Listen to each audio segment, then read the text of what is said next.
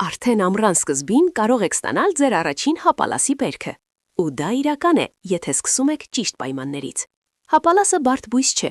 այն պարզապես պահանջում է թթվային տորֆ և ճիշտ տնկիներ։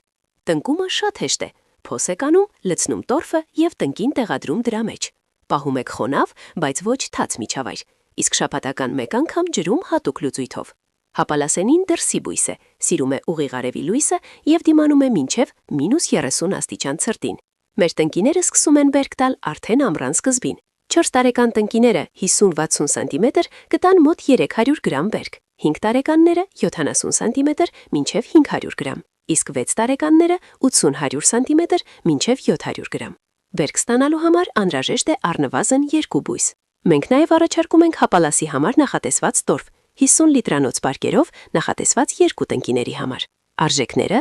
4 տարեկան 5000 դրամ, 5 տարեկան 6500 դրամ,